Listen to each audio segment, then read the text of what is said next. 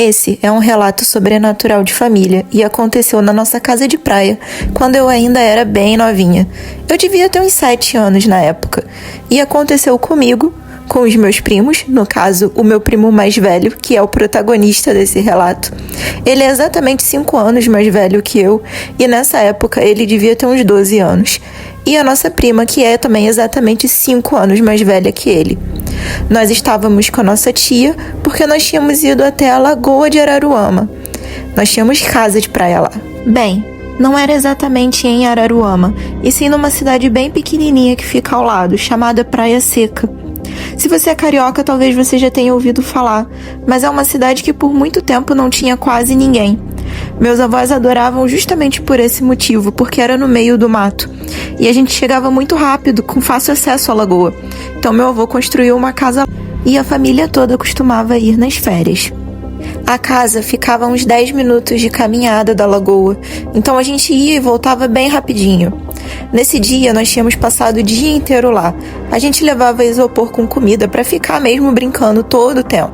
Eram quase 6 da tarde quando a gente percebeu que estava escurecendo e resolvemos voltar, até para os nossos avós não ficarem preocupados. Na época haviam poucas casas, mas a gente gostava sempre de conhecer a região, então na hora de voltar nós decidimos tentar um caminho diferente, para conhecer as ruazinhas ali ao redor. A gente tentou pegar a rua do lado, para passar por lá e conhecer. O caminho de volta, apesar de curto, era cansativo, porque a gente estava na praia desde cedinho. Nós tínhamos almoçado e tudo mais, e eu e meu primo temos a pele muito clara. Então, mesmo passando protetor solar, nós ficamos expostos ao sol e sempre ficávamos avermelhados. A gente já voltava para casa de camiseta no resto do dia, com a camiseta colando ao corpo. A água da Lagoa de Araruama é muito salgada, e na época era mais ainda, porque na entrada de Praia Seca tinham várias salinas. Acho que ainda existem hoje lá. Então a volta era feita sempre em um passo arrastado. E era o que a gente estava fazendo no dia, também conversando e conhecendo a rua nova. Quando a gente estava mais ou menos na metade dessa rua, nós percebemos que tinha uma casa ali, uma casa bem grande. Talvez maior até que a do nosso avô, porque o nosso avô gostava de casa cheia.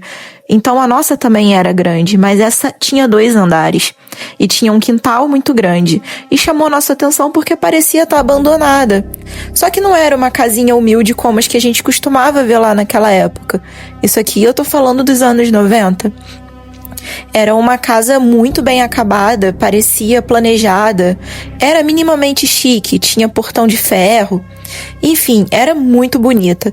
E ainda tinha um jardinzinho na frente, com um buganvílio bem florido. Meu primo andava mais rápido que todas nós. Então ele corria um pouco na frente e voltava para participar da conversa e ficar fazendo essa dinâmica durante todo o caminho. Ele tinha muita energia. Foi ele quem achou a casa e veio mostrar pra gente. E tinha um detalhe muito chamativo nessa casa. Na garagem tinha uma ambulância estacionada. Só que aquela casa não era um centro médico. E a gente foi andando até lá e ele chamando a gente de uma certa distância, como quem diz, vem ver, vem ver. E enquanto nós estávamos indo, ele estava debruçado no portão, tentando olhar para os fundos da casa, descobrir o que tinha no quintal ou através da ambulância. Ele bateu palmas e perguntou, tem alguém aí? E minha tia de longe já olhou para ele de cara feia, porque não queríamos incomodar ninguém. Mas nesse momento, ele disse que olhando para os fundos da casa, viu uma cadeira de praia dessas reclináveis que você consegue deitar. E lá de dentro da casa saiu uma senhora que olhou para ele, sorriu e ele disse que ela era muito velhinha. Bem velhinha mesmo, arrastava os pés, andava com dificuldade, mas que sorriu para ele e foi andando em direção à tal cadeira que ele estava vendo e se sentou de costas para a rua, ou seja, para a direção em que nós estávamos. Quando eu, minha prima e minha tia finalmente chegamos na altura onde ele estava, ou seja, em frente ao portão da casa, nós perguntamos, e aí, o que você está vendo? E ele falou, eu acabei de ver uma senhora aqui. Nós olhamos, mas era impossível ter alguém naquela casa, estava visivelmente ou abandonada ou fora de uso. Nós olhamos lá para dentro e não vimos nada. E minha tia perguntou, tem certeza que você viu alguém?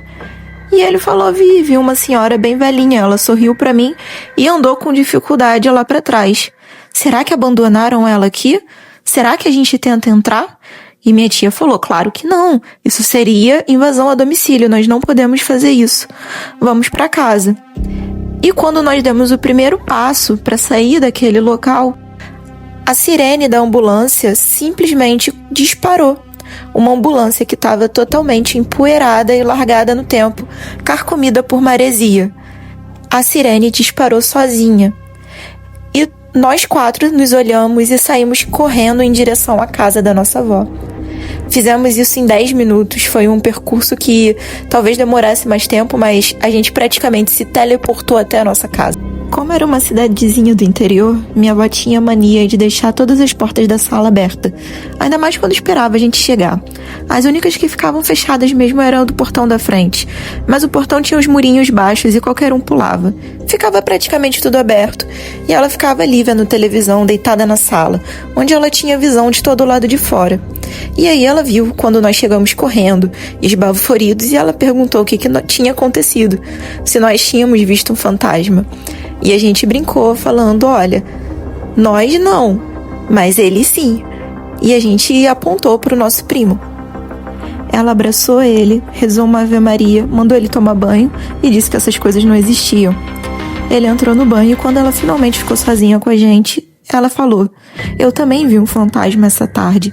Eu estava aqui deitada olhando para o lado de fora, vendo a vida, olhando o céu, quando uma senhora, uma velhinha de passo lento e cabelos brancos, passou por aqui. Eu achei estranho porque não tem nenhuma casa aqui em volta. Mas ela parou ali na frente do portão. E aí eu perguntei: Oi, tudo bem? A senhora quer alguma coisa?